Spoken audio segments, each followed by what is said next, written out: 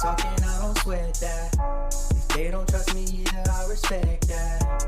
But she need down the ride, oh I bet that. Ooh, I slide for my people, don't forget that.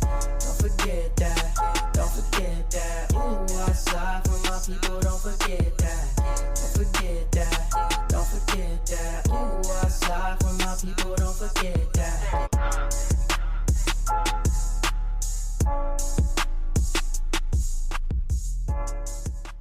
Good morning, good afternoon, good evening.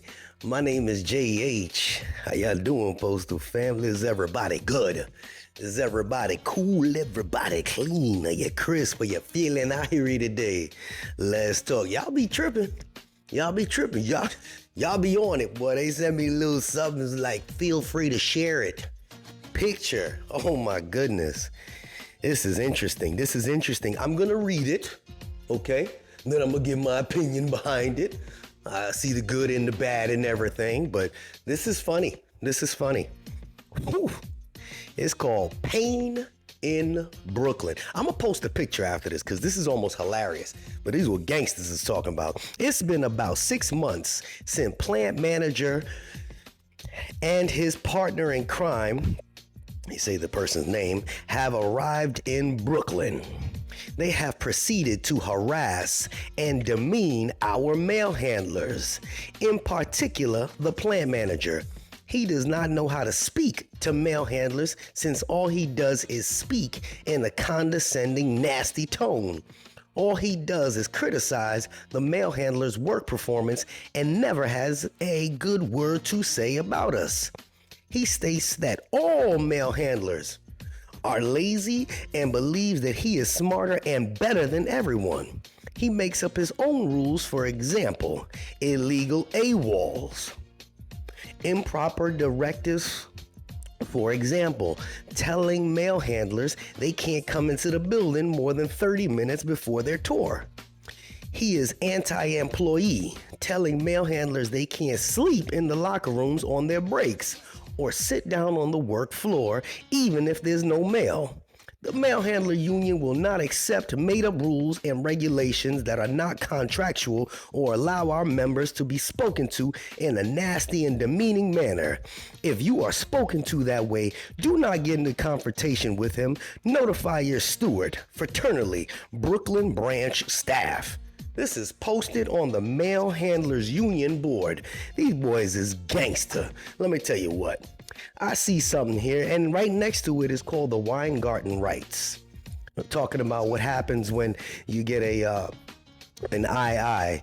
They talk about having representation, but we'll get into that in a second. So let me dissect this, okay? Because I'm gonna post these little pictures up, and if you stop the video, I don't know if some of you knew this, if you stop the video, you can actually zoom in and see some of this stuff for yourself when I post them, all right? All right, so I like the fact that they have a gangsters, okay? Up in NY, no problem. If I was a mail handler, I'd be throwing my money at them. This is what you call representation. Not every state has that. Not every state is up to par. Nay, may I say, not every state union has the cojones to say this and then post it in the building. True gangster. But there's always a but. He says that the person speaks in a condescending, nasty tone. I get it. Criticize mail handlers' work performance. They tend to do that. He believes he's smarter than everyone. That's an opinion, all right? Illegal AWOLs. I don't really know that. That's something that the union would speak about. Improper directives, for example, telling mail handlers they can't come into the building more than 30 minutes before their tour. So, I understand that. That's almost an unwritten rule. They used to tell us that in MVS.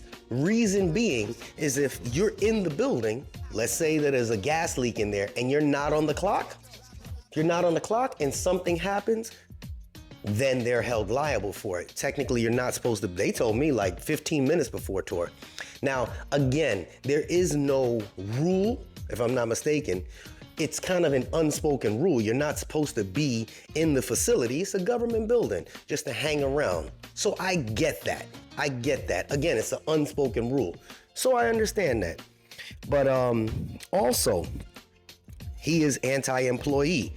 Okay, that's an opinion. I respect that. Telling mail handlers they can't sleep in their locker rooms on their breaks. I think that you can sleep in your locker room. It's your break time, 30-minute break. Because up in New York, if a lot of people know, they don't have their cars we can just walk out to. If I'm not mistaken, a lot of them don't have cars, number one, or their cars are parked in a separate area. So I get it. If they're tired, take a nap. Cool. Sit down on the work floor, even if there's no mail. Now, you're not technically supposed to be sitting anywhere on the workroom floor. You just can't walk into a business and somebody just randomly sitting down. So I understand that as well. They're not supposed to be sitting on pieces of equipment. There's not for that. If there's random chairs, I'm sure that there's a lunchroom for them to sit in. So I kind of get what he's saying with that. If there's a break and they have time to sit, they should be able to go to the lunchroom. If it's a 15-minute break, not knowing the specs of the building, it may be a far walk. But on the workroom floor, when there's parts moving, if it's their break, they can sit down somewhere where there's a normal chair. But if there's nothing to do, they're supposed to technically find something to do, because technically you're on the clock, and technically as union people, you know that. You're not supposed to just stop working. You're always supposed to be keeping busy so long as they're paying you. But I'm just addressing this from both perspectives. From my perspective, if I owned a business, this is what I'd like to see. And this is business, no matter what. Money is getting paid, people getting money.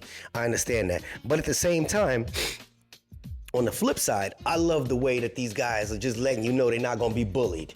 And I applaud that.